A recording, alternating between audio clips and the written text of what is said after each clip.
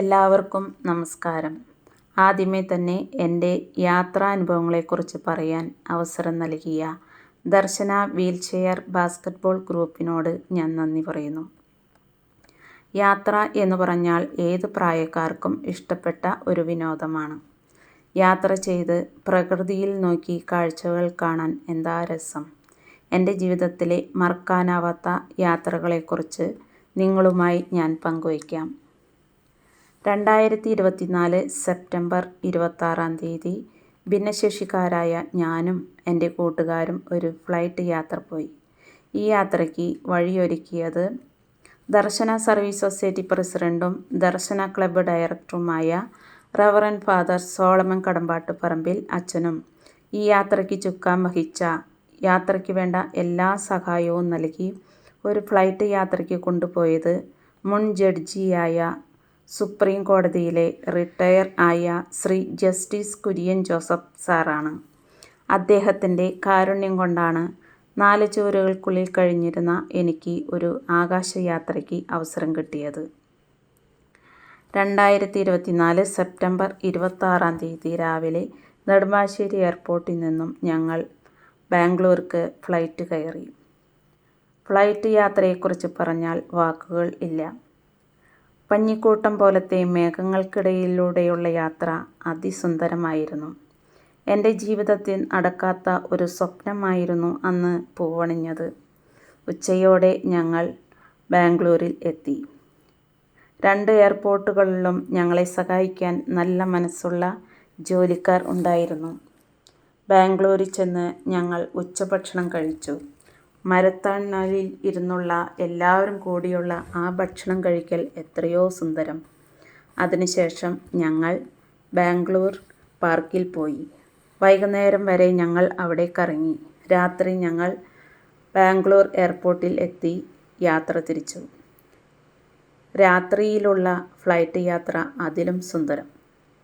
എൻ്റെ അടുത്ത യാത്ര 2025 സെപ്റ്റംബർ 16 ആലപ്പുഴ ബോട്ട് യാത്രയാണ്. റവറൻഡ് ഫാദർ മാത്യു കരിയാന്തൻ അച്ഛൻ്റെ നേതൃത്വത്തിലുള്ളതായിരുന്നു ആ യാത്ര. കണ്ണെത്താ ദൂരത്തോളം പരന്നു കിടക്കുന്ന കായലിൽ കൂടിയുള്ള ബോട്ട് യാത്ര വളരെ സുഖം തന്നെയാണ്. ഇളം കാറ്റുകൊണ്ടുള്ള ആ യാത്രയും മറക്കാൻ പറ്റാത്തതാണ്. ഉച്ചയ്ക്ക് വിഭവസമൃദ്ധമായ സദ്യ, കരിമീൻ വറുത്തത് എടുത്തു പറയേണ്ട ഒന്നാണ്. ബോട്ടിൽ വച്ച് അച്ഛനും ഞങ്ങളും കളിച്ചും ചിരിച്ചും ചെറിയ മത്സരങ്ങൾ നടത്തിയും ആട്ടവും പാട്ടുമായി രാവിലെ തുടങ്ങി വൈകുന്നേരം വരെ ബോട്ടിൽ തന്നെ. വൈകുന്നേരമായപ്പോൾ കുറേ ഹൗസ് ബോട്ടുകൾ കൂട്ടത്തോടെ തിരിച്ചു വരുന്നു. അതിസുന്ദരമായിരുന്നു ആ കാഴ്ച. എൻ്റെ ജീവിതത്തിലെ മറ്റൊരു യാത്രയാണ് 2025 ജനുവരി 2 ഗോവയിലേക്കുള്ള യാത്ര. അതൊരു ട്രെയിൻ യാത്രയായിരുന്നു. ആ യാത്രയ്ക്ക് നേതൃത്വം നൽകിയത് പുനർജീവൻ ഒല്ലൂരിലെ മാത്യു ബ്രദറായിരുന്നു. വിശുദ്ധ ഫ്രാൻസിസ് സേവ്യർ പുണ്യാളനെ കാണാൻ ഗോവയിൽ ചെന്ന് വിശുദ്ധ ഫ്രാൻസിസ് സേവ്യർ പുണ്യാളൻ്റെ പള്ളിയിൽ പോകുകയും വിശുദ്ധൻ്റെ അഴുകാത്ത ശരീരം കണ്ടു വണങ്ങുകയും പ്രാർത്ഥിക്കുകയും ചെയ്തു. പിന്നീട് ഞങ്ങൾ ബീച്ചിൽ പോയി. വൈകുന്നേരത്തോടെ ഞങ്ങൾ തിരിച്ച് ട്രെയിൻ കയറി. അടുത്ത യാത്ര എന്ന് പറയുന്നത് 2026 ജൂലൈ 12 എൻ്റെ വീട്ടുകാരുമൊത്തുള്ള യാത്ര. അതിരപ്പള്ളി, വാഴച്ചാൽ, ഏഴാറ്റുമുഖം. ആ യാത്രയും വളരെ മനോഹരമായിരുന്നു. കാട്ടിലൂടെയുള്ള യാത്ര അതിസുന്ദരം തന്നെ. അതിരപ്പള്ളിയിലെ വെള്ളച്ചാട്ടം വളരെ സുന്ദരം. അതുപോലെ തന്നെയാണ് വാഴച്ചാൽ. എവിടെ നോക്കിയാലും പച്ചപ്പും വെള്ളച്ചാട്ടവും. അതൊക്കെ കണ്ട് എൻ്റെ മനസ്സ് വളരെയധികം സന്തോഷിച്ചു.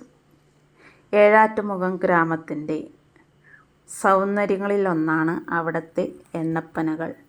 ഒരുപാട് എണ്ണപ്പനകൾ കാണാൻ എനിക്ക് സാധിച്ചു. അതുപോലെ തന്നെ കുറേയധികം കുരങ്ങുകളെ കാണാൻ പറ്റി.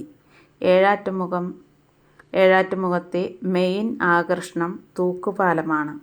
തൂക്കുപാലത്തിൽ കയറാനും കാഴ്ചകൾ കാണാനും എനിക്ക് സാധിച്ചു.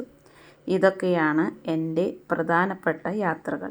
ഈ യാത്രകളിൽ കുറേ നല്ല മനുഷ്യരെ മനസ്സിലാക്കാൻ പറ്റി. എന്നെപ്പോലെയുള്ളവരെ പുറം ലോകം കാണിക്കാൻ മനസ്സ് കാട്ടിയ എല്ലാ മാന്യ വ്യക്തികളെയും ഓർത്ത് ഈ അവസരത്തിൽ നന്ദി പറയുന്നു. ഇനിയും ഇതുപോലുള്ള നല്ല മനസ്സുള്ള വ്യക്തികൾ നമ്മുടെ നാട്ടിൽ ഉണ്ടാകട്ടെ എന്ന് പ്രാർത്ഥിക്കുന്നു. നന്ദി, നമസ്കാരം.